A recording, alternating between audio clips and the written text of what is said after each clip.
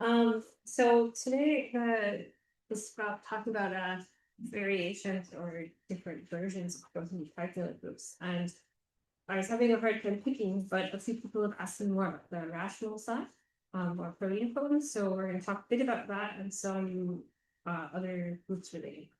At the end, I have a list of other survey articles you could. So we'll just start with just a reminder. So I mentioned briefly during the question session that what do I mean by pro-uniform completion? I mean that I have a group and there's a way I can associate a Lie algebra to it. And so I'll just give you an algorithm. Right, so you start with your discrete group G, and then I form the group algebra. Right, so and I picked Q. I think there's actually a K on the next slide, but I was trying to. But for anything, you can do this. So I form a group algebra. This is naturally a co-commutative co-associative top algebra in that sort of standard way. And then I take the augmentation ideal. That's the kernel of, just for getting down to the field. And then I can, I just form the completion by taking the inverse limit over the system that I formed by looking at all the quotients by powers of the augmentation ideal. So this results in having a complete top algebra. And the Lie algebra associated to my group is just the primitives of that completed Hopf algebra. Right? So you have a nice, there's another way you can do this with a lower central series, but it took more than one slide. So we didn't put that. But then you get, if the group is formal, you get the same Lie and over characteristic zero. So this is the shortcut version. And here's just an example if you haven't seen this before. So if you take the free group on n letters, so right, the augmentation ideal of the group algebra is generated by, xi minus 1. And then I have what is the completion? What is the completed Hopf algebra? That's the just ring of non-commutative formal power series. And the associated Lie algebra is the free Lie algebra on n letters. So there's like a canonical isomorphism between the prototypical completion of the free group on letters over a field of characteristic 0. And they sort of taking X for the free algebra, integrating it through the algebra. So this is an isomorphism of prototypical groups. So, you can work this one out by yourself and convince yourself, but it's very to see what this is. All right. So in other words, you can think about elements in this, maybe the key idea is that we, for any like little g in my original group, I'll just put G. Let's erase it. In my original group, right? After completion, this becomes basically E to. So, well, it's not exactly the same G, but you can think of it as being an exponentiation of something in the algebra. So, and we can make this identification. So we have formal, or maybe another point is we have formal power series in the variables. So we can extend this to groupoids. So if I just start with a small groupoid, and then I can form a K-linear category, right? So then morphisms in the thing that looks like the group ring, right? That's just formal linear combinations of A of morphisms. So an element, what's a good letter? S, and from KT, XY, that's just equal to for regular morphisms, right? So just formal linear combinations over the field. So I form a linear category, then it makes sense to talk about what an augmentation ideal is for each Hahn space. You should convince yourself that it's very easy on automorphisms, but you're just getting down to the field, and then you can actually do the completion, the iadic or prototypical completion of your groupoid by taking the completion of all the morphism sets of this category. Okay. What is an augmentation? What is the notion of augmentation idea in each morphism, please? So yeah, this is just you're just gonna have So here I have a vector space, K vector space of morphisms, and I just define a map to K. And then I take the term. So it's a similar thing. It's not like an ideal in this setting. So I would get the automorphism group of X to X.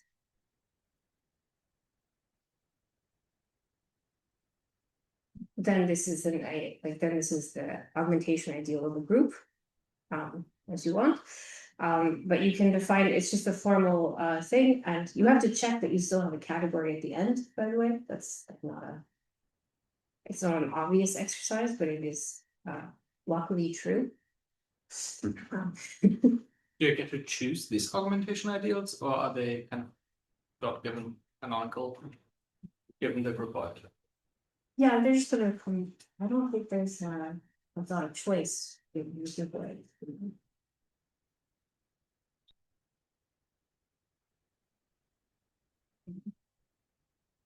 Yeah, so again, I'm just like I'm just mapping down to like sort of sums of coefficients from the formal linear combinations of both.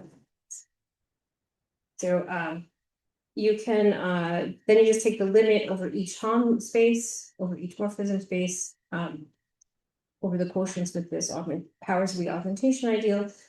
And in the end, you end up with a groupoid or pro-unipotent groupoid. So it's a groupoid where you can have possibly infinite linear combinations, or you can have formal power series of morphisms over the fields. Okay. So my question is, before hom xy is not the ring. It's on like. No, hom xy is not a ring. No. What does it mean to be the power of height? So it's not right. It's not an ideal. It's in a sense of a ring. I'm just saying like you do a structure and yeah, it's compositions of n things. It's like compositions of n things vanish at their point. Yeah. So possibly passing through other objects. Yeah, possibly. But it's not let's just say it's not very easy, but it's also like there's nothing fancy happening here, except for the fact at the automorphisms you actually end up. So for every XX, I actually end up with a pro-unipotent group. So if you look in Ben Malfrest's book, this is called Hop groupoid on the thing before you. And it's written out in all the details, say in extra detail. Right, and very luckily for us, pro-unipotent completion is a Lax-Moledo functor. So we don't have to infinity things, but we can if we feel like it. That's what makes you happy. But so you can define an operad in you can take the pro-unipotent completion of an operad in groupoids just by applying the completion functor arity-wise. And you don't need as many of the special conditions that I had on my profinite condition. I don't need my groupoids to have finite objects, although that's always nice. But it's not necessary. So because this is just a Lax-Moledo functor. All right. So when I say that I'm taking the pro-unipotent completion of an operad, this is what I'm doing. In groupoids or groups, I'm doing a formal property so that basically each automorphism group, what I'm saying is that this will have, if I take the group-like elements here, would be X plus some Lie algebra for each automorphism group. So I'm sort of giving more structure to my groupoid. Or like I said, just maybe the best thing to think about is instead of morphisms, I have formal linear formal power series of morphisms over a field in that groupoid. Okay. So we talked a lot about this one, but the pro-unipotent GT is related to associators, and I'll explain this a bit. And what we do is complete PAB. So the operatic parenthesized brace, just for completeness. Okay, so this is operatic groupoids. So each PABN, the objects are parenthesized permutations of 1 through n, or rooted binary trees, however you like. So for example, the parenthesation 1, 2, 3 or 2, 3, 1 are all objects of PAB.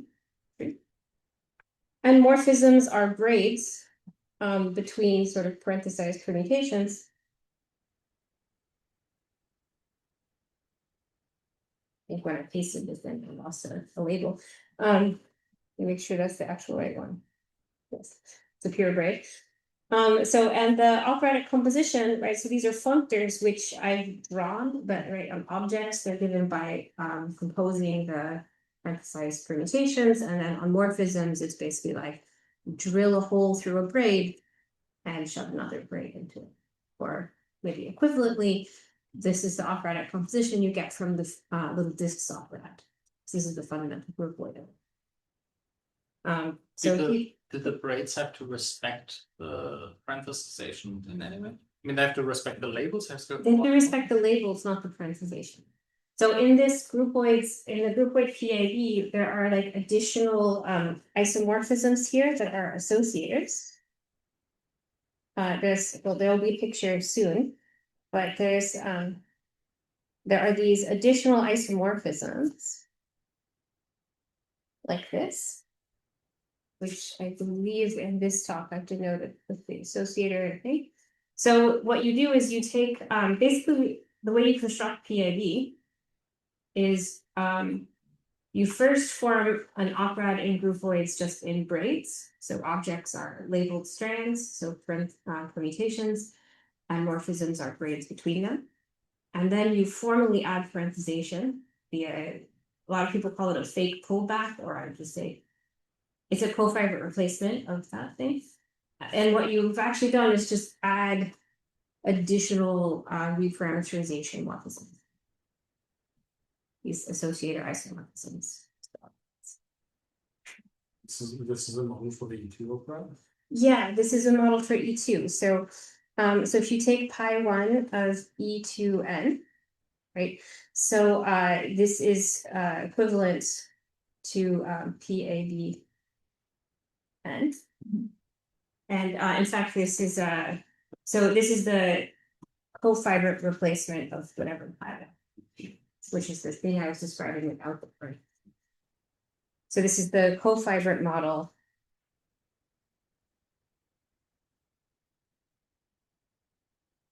For basically pi 1 of D2. So a cofibrant operad in groupoids is an operad in groupoids whose object level operad is free in sets. So it's like elliptical. It's a very useful thing to know, because usually finding out if an operad is cofibrant is not very pleasant. Okay. So these are, as I said, related to Drenfeld associators. So maybe I should have skipped this slide in the sense that so PAB, what is this object? Aside from being the basically the fundamental groupoid operation of E2, it's the operad whose algebras are braided monoidal categories. So an algebra over this operad is a braided monoidal category. It's related after completion with something called Drenfeld associators. So I won't say too much about what they are, but at least I'll tell you sort of what they are. So a Drenfeld associator is something that tells you like sort of constrains the difference between a braiding and a change in associativity in like linear complete braided monoidal. So tells me when I have a braided monoidal structure in fact. And just formally over a field of characteristic 0, it's a pair, a number, which is called a coupling constant, and a power series in 2 variables that satisfies some equations. So this is a version of the hexagon equations, and this is the pentagon. And this Drenfeld associators, the set of them, has actions on both sides so the rational versions of the Grothendieck-Teichmüller group are the symmetries of Drenfeld associators. So the pro-unipotent version of the Grothendieck-Teichmüller group, well, this is just formally pairs of here lambda, so just a coefficient, an element of the field, invertible element of a field, and then a word in the pro-unipotent free group that we talked about. And then it satisfies, again, some equations. This is an invertibility thing. This is a hexagon equation and a pentagon equation. And these are exactly the same equations that I had for the profinite version. It's just now they live here. This PB4 is now just the pro-unipotent version. The graded one is a little bit different, but we'll see. So. And this group acts freely and transitively on the left on the set of Drenfeld associators. So in other words, if I know one Drenfeld associator, I can act on the left by GT and I get a new Drenfeld associator. Always. So these, both the Drenfeld associators and the Grothendieck-Teichmüller group here, and I'll show you a graded one, are related to this Operad PAB. And the way that you see it is actually by finding, so this Operads PAB is really nice because it has a finite presentation. So this is a really like key thing. And with all of these sort of constructions of GT and variations, the trick is, right, you have this Operad and you need to find a presentation. So people ask me about my sort of modular version again. So there exists modular operads of surfaces. The reason I have to do all that work with the weird complexes is because I want a finite presentation, because that's a hard thing to prove. And in fact, you need to use MacLane's coherence theorem for braided modal categories to prove this one. So the Operad PAB, it's generated freely by an object at the object level, and then it has a braid. I should some parentheses here. So this is an morphism, which we're going to call R. And it has this change of association morphism. So this in isomorphism here. And well, what happens here is that I can I have a pentagon equation just from the associator isomorphism. So if I look at all the ways I could re-parenthesize 4 numbers, I'm going to get a pentagon equation, braided modal categories. And then I have the 2 hexagons, which tell me, like, these are again exactly the relations of braided modal categories.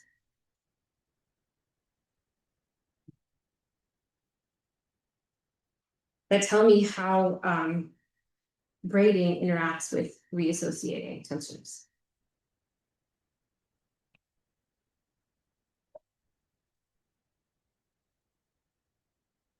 This is the category accidents.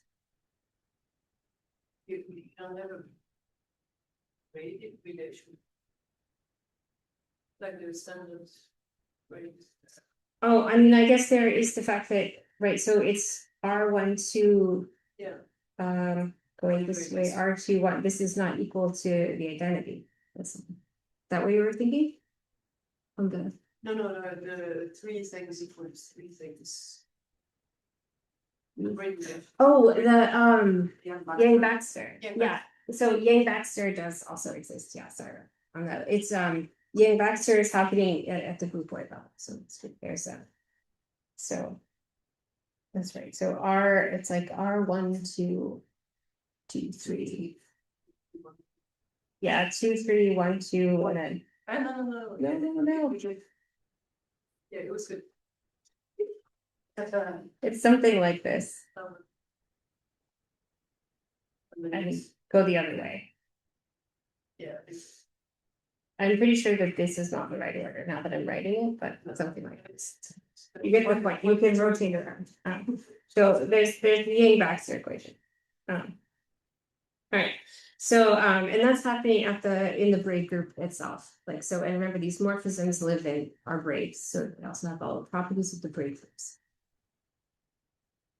Okay, so how do you actually compute things out of this? So why do we want this finite presentation? It allows us to define. Sorry, I almost went down. I knew it was going to happen at some point, but we made it to top 4 before it was hit the ground. Right. So because we have this finite presentation by generators and relations, whenever we define a map of operands out of PID, right, all we have to do is choose the image of the generators and make sure that then that is well defined by making sure those generators satisfy the relation. So that's kind of the key idea of all these things. And then we can exploit the universal property of pro-unipotent completion because it's a limit. Say that oh, it's supposed to be like a comma. Sorry. I was editing these slides this morning and not quite had enough coffee. So the maps out of the pro-unipotent completion of PAB or profinite, this game is the same for all the different completions, into something I want, like O hat. So pro-unipotent other operand groupoids. I can determine that just by mapping out of the non-complete PIB. So I really can, when I have this finite presentation of PIB, I just map into something else, and then I can check generators in relation. So it's very, like, that's the key idea is you figure out what the presentation is, and then you can talk about maps out of the object. As one of my collaborators likes to say, it's second year algebra. And then I like kind of get nervous about how she must teach algebra. But it's the same basic idea. You're finding maps out of a ring, right? So so what do we know? So let's this sort of to motivate associators. So how did there's an identification between isomorphisms of the operand PAB, the pro-unipotent operand PAB, and it's what's often called the associated graded of it, or it's sort of a linear algebra, sorry, a Lie algebra version, the operand of Grothendieck. And the motivation came from a really good observation of Kono back in the day, which is that for any word, for any object in my groupoid PAB, right, automorphisms of that object are the purebreds. And Kono showed back in the 80s, 90s or something, that there's a canonical isomorphism. So, I said there's a Lie algebra associated to my pro-unipotent group. This one happens to be what's called the Drenfeld-Kono Lie algebra, associated to the purebred group on n strings. So it's canonical. And this is almost enough data for a Drenfeld associator. So when you throw in then the reparenthesization morphisms, that's sort of the origin of this theorem. Is okay. I wanted this identification of purebreds. Remember in my previous talk, I mentioned, Drenfeld was looking at this tower, this projective system of purebred groups. Okay.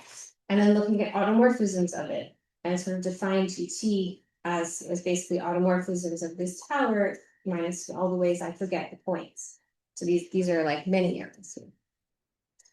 And so what's happening there is I really think of GT or associators as being something about purebreds, but I need this additional piece of information, which is how to reparameterize. How do I pick which point that I forgot? It's basically allowing me to remember which of these morphisms I'm looking at. Right, and that's this reassociation isomorphism, and that was the idea between this sort of operatic interpretation of these things that happened, which was originally, I think, shown in a paper of Dror Barnaton in the 90s, where he constructed tensor categories. He constructed basically the prop of parenthesized braids and a prop of parenthesized chord diagrams, so disjoint unions of these groupoids, and showed that actually any isomorphism between these objects, which respects this structure, is going to give me an associated. And how do you actually prove it? Well, we do the same thing. We check the generators, we assign them to some objective to figure out what they must be. And then by the time you check the inversion, hexagon, and pentagon relations of PIB, you recover exactly the Drenfeld associator equations. So I'll say more about that. if you want, but we'll also show you for GT. So same thing is in how you compute that the automorphisms of this Operad PAD are isomorphic to the pro-unipotent version of GT. So here I've written aught sub 0 to denote automorphisms which fix objects. So I want to be the identity on the level of objects. You can show that any automorphism of PAD is homotopic to something that fixes the object. So when I write homotopy automorphisms, yeah. I think this should be another R12 at the very end. Like when you write what theta does to R12, is you're like undoing the braid right now. R12 times, this is the full pure braid twisted mu times R12 morphism. So it's like, it's lambda.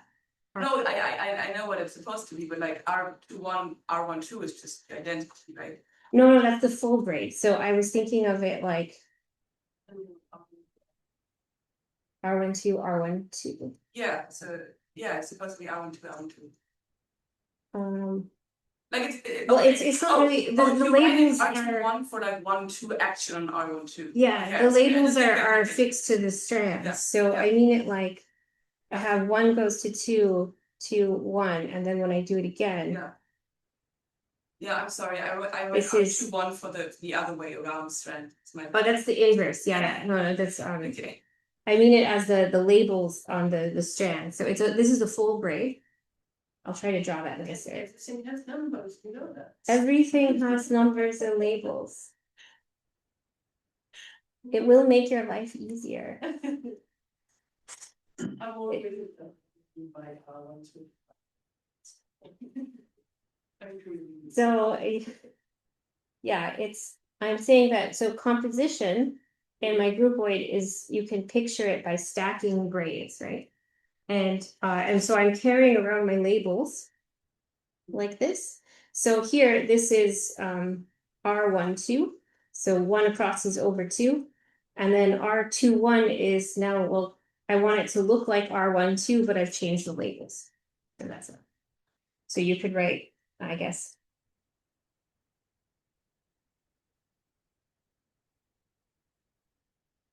two 1 times R12 is what I mean by R2. All right, so again, I just figure out what I have to do with the braids. And you can think about this really quick. So if I'm fixing objects and I have a braid, where can I possibly send it? It's going to go to another braid. So I can twist the braid some number of times, but that's basically the only thing I can do to it, right? And that's how you find this. And the other one's a little bit harder, but basically this is saying I have some word now in pure braids. X1 and 2 is a pure braid around strands 1 and 2, and X2, 3 is a pure braid around strands 2 and 3. So I'm saying I take this map,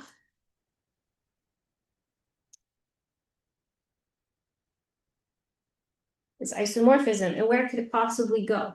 So it's going to land also in PAD3, and the only thing I can do is I can twist the strands around, okay? But I need all the labels to be the same at the end, so I'm going to end up, basically you could think about it as I twist strand 1 and 2 on the top and 2 and 3 on the bottom, because you can comb braids past each other. I mean, you can also twist them fully around each other, but it's some word in pure braids that you can do. It's the only thing you could possibly do with this isomorphism. Okay, so that's what this word is here. And so then you just check, once you check the relations that must be satisfied by R12 and F, well, then it turns out the definition of GT falls out.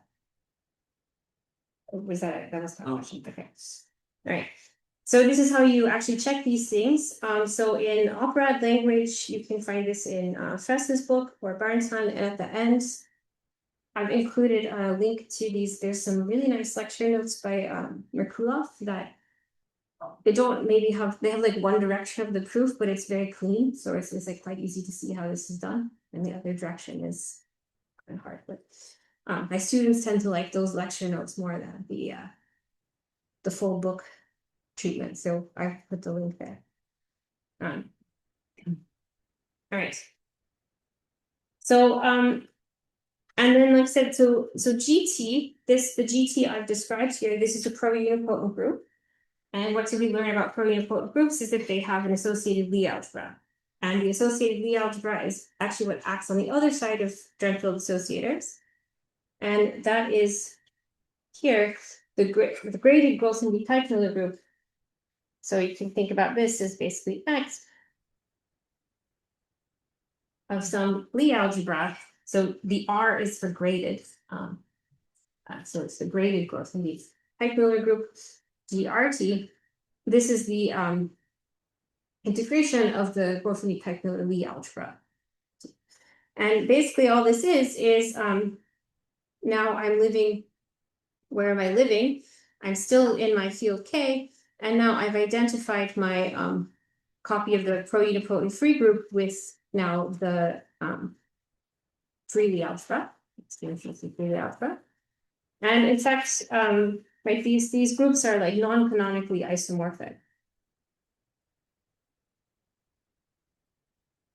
So for every associator, you can define an isomorphism between them. It's there, basically. So they're basically the same group. You can kind of treat them as the same. It's just easier to. A lot of people prefer to calculate on the graded side. I'm not one of them because I'm like allergic to actual Lie algebras, but it's most people I think prefer to calculate particular actions on the graded side. And this acts freely and transitively on associators from the right. And these two group actions commute, so you have like a bi-cluster action. Right, and this is basically automorphisms of PACD, that fixed objects. Right, and I'll just say there's lots of ways you see GRT, because it's, again, I'm going to say allegedly easier to compute with, but most people believe this. To compute with, you see actions of GRT all over the place.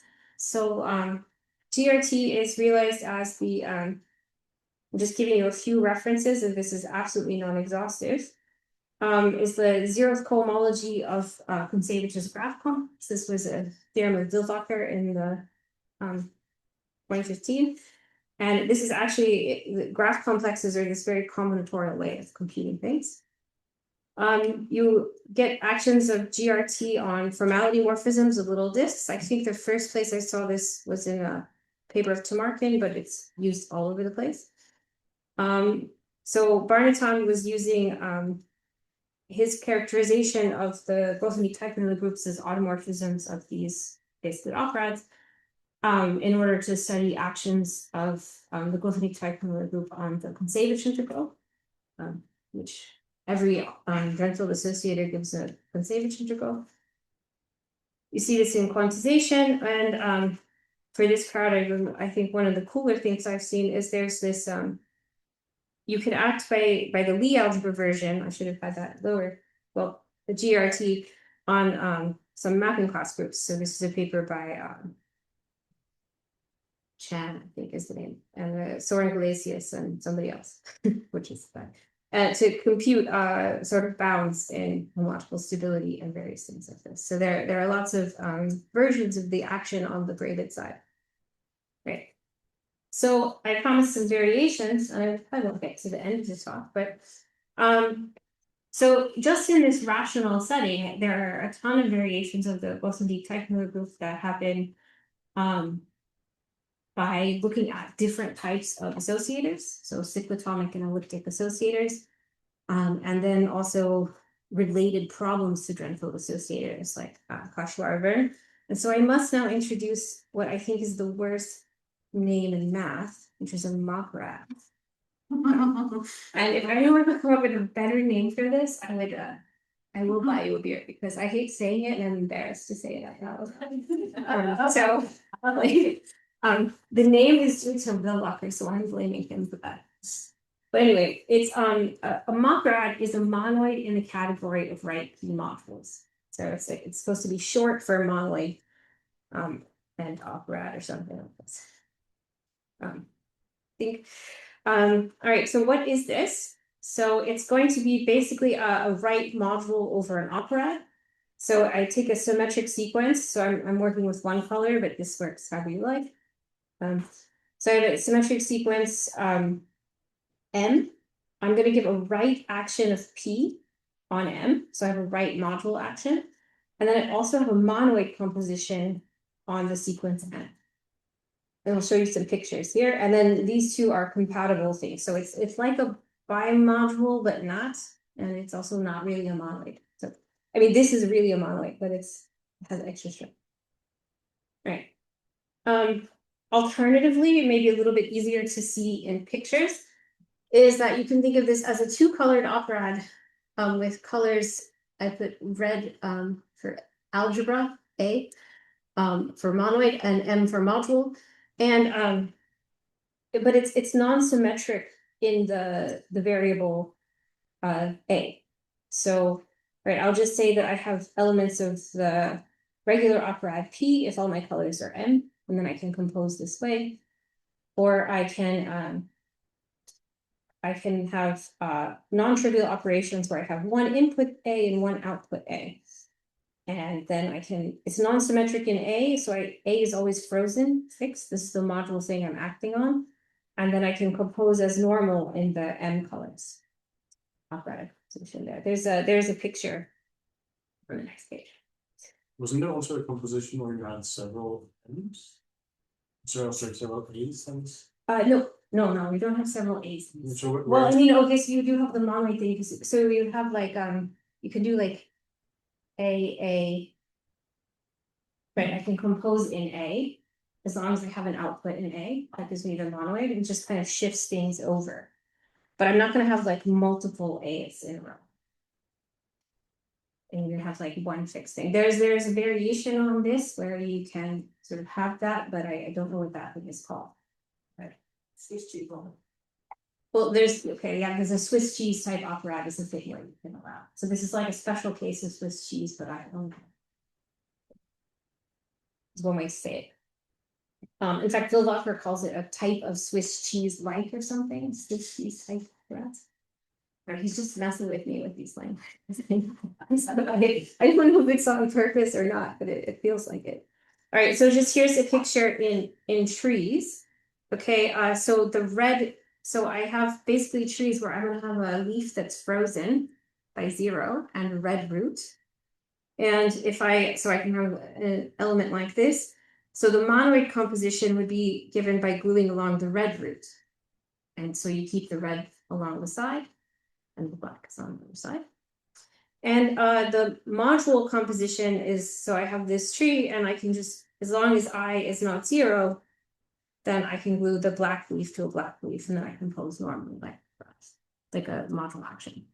Okay. And there's some really obvious examples of this. So the first one is that you can always make any, wait. Oh, where's my every operad is a mod. Oh, sorry, I deleted it because it was too many slides already. So every operad is a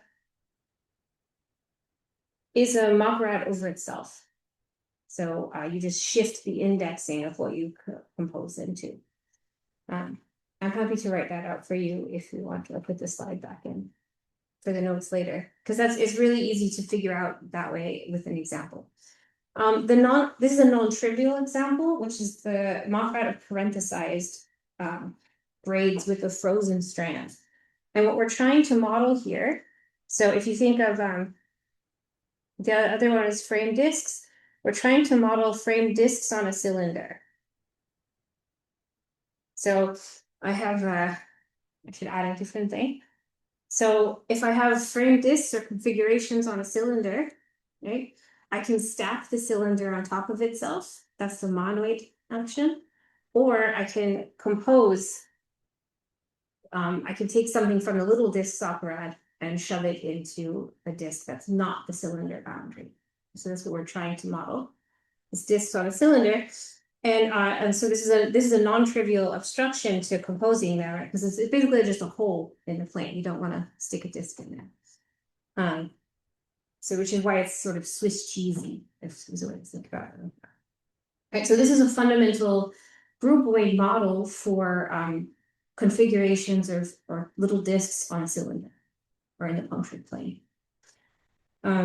Okay, so I'm just going to take my groupoids. So they're going to be, like before, parenthesized braids. I'm pretty sure my picture is on the next slide. Where I now have like one special red strand.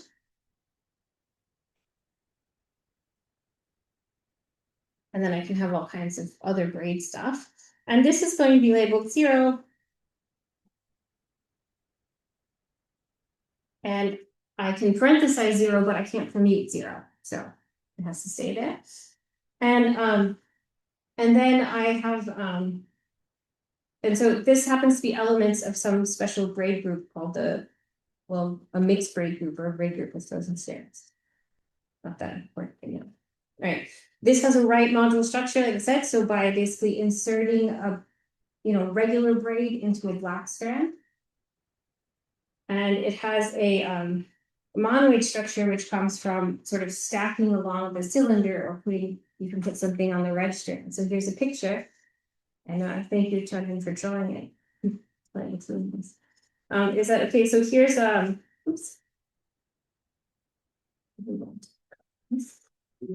So if I want to basically for the monoid structure, you want to basically think about stacking the cylinder on top of yourself. So I'm just going to glue this red strand, 0 strand there, and then you basically just slide the blue braid in between. So see, it kind of slides in here. Scooch everything over. Okay. And that's this thing. So that's what the monoid structure is, and then the module structure is the regular composition of little discs or braids. So this thing, this weird thing, it also has a nice finite presentation. So right, it has additional generators which come up in the sort of Operad structure, which is that I have a red strand and a pure braid around it. I'm not going to have any half braiding around the red strand because if you think about a point moving around the circle, right? The only time I have a non-trivial homotopy is if it goes all the way. So you have like an extra pure braid generator, but not another braid generator. And then I'm going to add an additional reassociation kind of thing. So now I have different ways to reparenthesize. And that forces some extra axioms. Like this is a mixed pentagon, so it's like the pentagon, but I have 2 kinds of associators, and then various ways. So this is called the octagon. It's basically what the hexagon would be, but I'm keeping track of now this module structure as well. And so what are these things? What is this thing, and why would I care? It shows up in a lot of different places. So when algebras over this are Moprad, sorry, it's really hard. Or the Moprad are braided module categories over braided monoidal categories. So what is that? So you have it's a pair, N and C. So C is a braided monoidal category, and is a module over C. So meaning I just have an action. Right, module structure. I have a functor here from N tends to C to C. And then I have a compatibility between the braided monoidal structure on C, and the braiding between the C action and the braiding in C. I don't want to debate it. Why won't it let me cross it out? All right. These things come up in, as far as I know, most examples of them show up in quantum algebra as these things called quantum symmetric pairs. I'm not really an expert in this, but I did Google it. So, there's some nice papers by David Jordan and Bensby and stuff on using some structure like this on to study quantum symmetric pairs. So this is just a pair of a quantum group and some co-ideal subalgebra, and representations of the subalgebra become a braided module category over the braided monoidal category, which are representations of the quantum group. Right. And elsewhere, so automorphisms of this thing are known to be in some work of Damian Clark and Martin Gonzalez, they showed us a special case of something else, that this automorphisms of the pro-unipotent version of this Operad are isomorphic to a variant of the Grothendieck-Teichmüller group called the Grothendieck-Teichmüller module group, called GTM. This is a variant of GT that acts on braided module categories in the way that GT acts on braided monoidal categories. It's the universal thing that changes the braiding.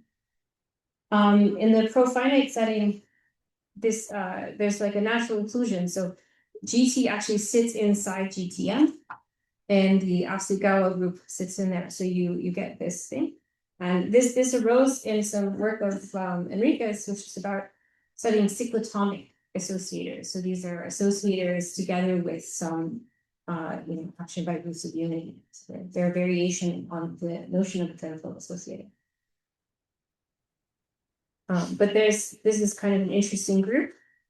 I had to throw in why I know what a Operad is, which comes from a different variation on Drenfeld associators called the Cauchy-Verne solutions, Cauchy-Verne equations. So these are some automorphisms of free Lie algebras that have special properties. What we'll call them, they're special automorphisms. That's actually literally what they're called. So that was funny to me. I was like really proud of the pun. That's a good thing. Thank you. But that's actually Grenfeld's name, but I like that they're special. And it took me a long time to figure out why they were special. Anyway, so basically what happens, so remember that Drenfeld associators, so what is the analogous world here? Drenfeld associators correspond to these Operad isomorphisms, PAV1 and PACV1, and it was observed in a really interesting paper, but very difficult to read paper by Alexei Enriquez and Tarasian in 2010, that you could actually look at some modification of PAV to produce a Cauchy-Verne solution. And what we realized recently with Tandon, Jijidansho, Eva Halacheva, and Guillaume, and I'm not going to try to pronounce Guillaume's last name. He was my host for 2 years, and we got nothing. So we're just going with Guillaume on this. And this, who's a local, is that I think he's used to me. Is that actually, if you look at the isomorphisms of the Operad, it's sort of, you can read out this variation on the Drenfeld. So basically, you can think about it like this. Drenfeld associators are ring isomorphisms, and Cauchy-Verne solutions are kind of like a isomorphism of modules over that. So this is kind of an interesting thing to look at. And there are various other versions of this type of Operad construction. And every time. This Operad construction that are more topological, so I give you some algebraic models that give you variants of GT that are quite interesting. So one example, this is from a paper by Campos, Idrissi, and Wilbacher called configurations of frame configurations on surfaces or something like this. And so they build up a family actually of Operads over PARB, the ribbon braids with framings. And one example is the cyclic parenthesized ribbon braids on a cylinder. So again, the idea is we want to look at configurations of points with a little framing on my cylinder. And sort of in order as like a base object for building up configurations of points on some general surfaces of genus G, because I can always glue a surface. Yeah, I got a picture in the next one. Because we want to look at configurations on a surface, and you sort of want to just glue the cylinder on there. Right? And so PARB, so this is a Operad, just like PAB. So again, the monoid structure is stacking the cylinder on top of itself. And then there's a module action from regular PARB. this has the additional property that this thing is cyclic, which means it comes from like the involution of the cylinder, which is kind of a nuts thing to think about, but you'll be hearing about it later today, I think. And then basically, this is a special Operad here, and this is related to cyclic associators, Drenfield associators. And more generally, there are a bunch of these sort of Operads of configurations on surfaces. So, you know, building up off of the configurations on a cylinder, you can glue the cylinder to some surface a bunch of times, and you build up sort of models for the, like operatic models for configurations on the surface. And why would you want to do this? So your monoid composition comes from going along the boundary, and your right module action comes from insertions away from the boundary. So like a Fulton or Pearson type of thing. So there are points here or a little this. And these things sort of define variations. Sorry, I went too fast. This is one of my last things. So I can answer a bunch of questions. So these surface-based Operads are aimed at defining sort of hydrogenous versions of Drenfield associators, happening on hydrogenous surfaces. And in fact, there's in the appendix of this paper, they sort of mention that you can define a whole family of genus G Grothendieck-Teichmüller groups by looking at the Operad morphisms. And we know at genus 1, there's a particular case where we have a forgetful functor from, we know the elliptic version of this story. Not in the operatic language, but in a paper of Enriquez about elliptic associators. But in general, there should be a whole family for each genus of these things that tell us some nice information about associates. And the list goes on and on of these sort of variations of GRT, and they're all doing the same thing where there's some type of braiding I want to act on, but then I want to be compatible with additional structure. Right, so this GTM thing, it was like a module category over a braided monoidal thing. So when I act by this group, I'm changing the braiding on a braided monoidal category, and I'm also staying compatible with the module structure. And these things arise all over.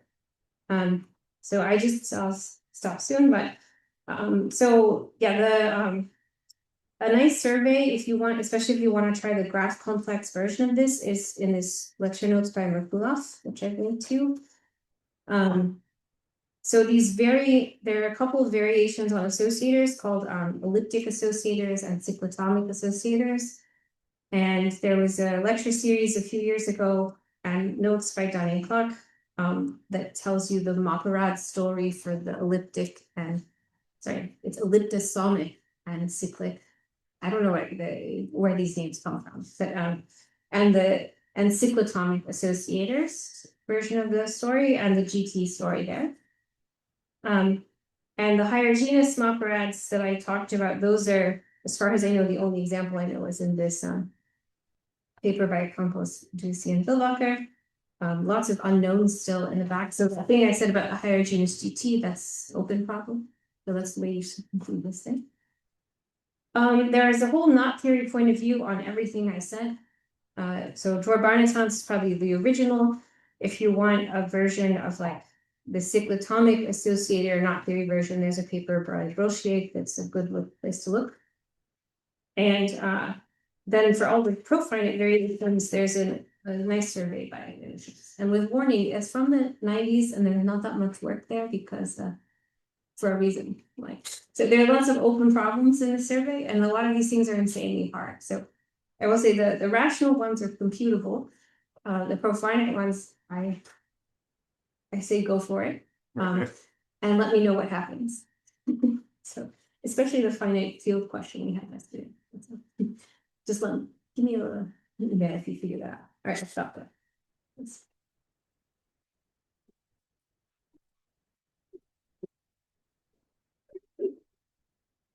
Are there any questions? how do these like new variations relate to this like original idea of studying variations of the absolute Galois group of this? So the cyclotonic thing, so this GTM, so the PAB1 variation is GTM. So this actually, there's actually a whole family of these things, which are like PAB and then with some cyclic group attached. And what this is looking at is, so the absolute Galois group still acts on this object. So it lives in GTM, the profinite version.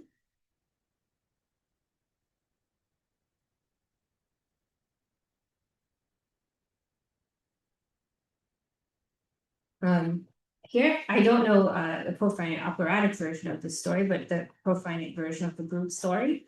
And what you can see if you trace the Galois actions through here, this acts on and I'm gonna say the word cyclotonic motives without knowing how they together.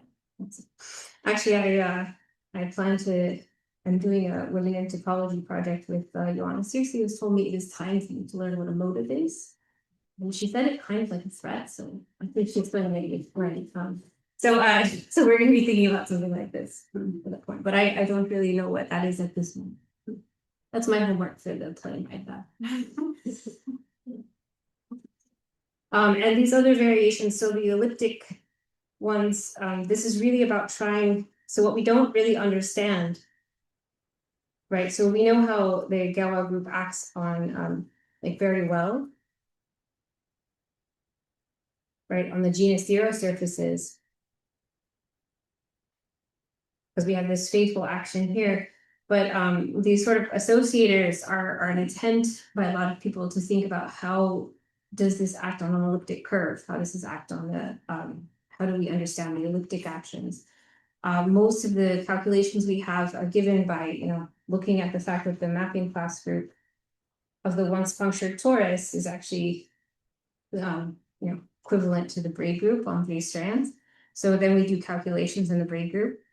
I mean, that's what most of the work on this is, but the idea was, well, maybe there's actually extra work on the torus. And so that's where the elliptic associators or elliptosonic, there's 2 versions and I don't know if they're the same. They look exactly the same to me, but they have different names. So these like elliptic objects, they came from studying these Galois actions on the punctured torus of the torus.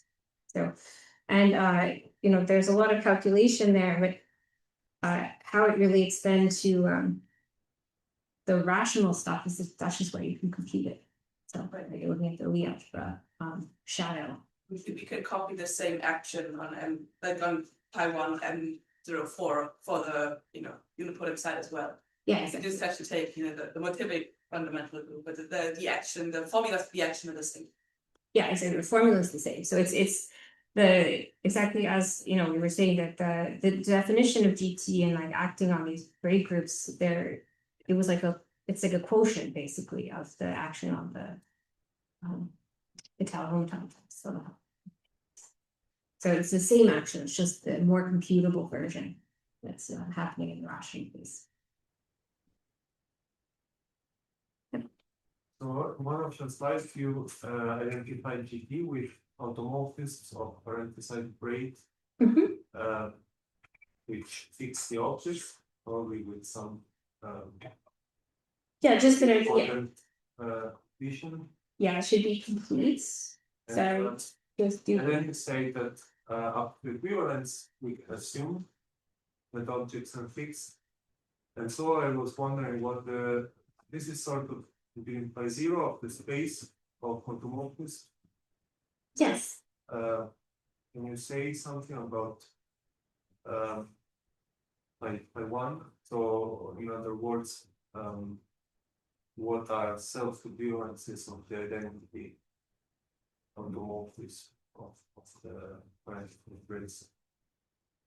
I don't. So I guess I've never looked at that. So so here what we're taking is that for any automorphism. So if I just took the the most obvious idea of what a homotopy would be between things, meaning I literally construct a map between two maps that, you know, has the properties of a homotopy. So homotopy is already ho-op here. Homotopy automorphisms of PAV as an operad, you know, so operad maps of PAV to itself. This is equivalent to so every automorphism of PAV to itself will be homotopic in this really elementary way to one that fixes the objects, right? And that's because you can basically see I send that this is freely generated by an object which I call 1, 2. The only other place I could send it besides itself. So this can either go to 1, 2 or 2, 1. Okay. And so if you send it to 2, 1, and then you check what happens, the sort of induced thing on the morphisms, you get something that is basically just up to conjugation with the original, with had I sent it to the identity. So you can check this very explicitly. Like it's not a, it's forced by the presentation of PID. So this very elementary idea is that this is this. And then, right, well, I can look what homotopy automorphisms are, and if I took like the model structure or on PAB, so this would also be then the same thing as pi0 of derived maps of automorphisms of PAB. And I guess the only thing I've really done is that from that is also take the classifying space functor and like look at it. So PAB is the fundamental groupoids of something. So if I hit it with the classifying space functor, now that I'm in like real homotopy, not the elementary version, the classifying space functor is a Quillen junction, and in particular is homotopically fully faithful. So I think my homotopy automorphisms would be the same. So here then pi0, this would be like the rational version of E2, the rationalization of E2, because this the pro-unipotent completion will have the property that it's, so right, if I take the rational homotopy type of E2, that has the property that pi1 of this guy is the, I guess call it emulsive completion or pro-unipotent completion of the regular one. And but there's no other homotopy groups, so I haven't looked at anything other than that. So I don't know if that actually answers your question, but that's. I think in Frost's book it just said that pi1 of this is Q and the rest is 0. That's probably true, but I don't know why it would be that. I thought about what pi1 should be, but that sounds true. I'm sure Ben like that.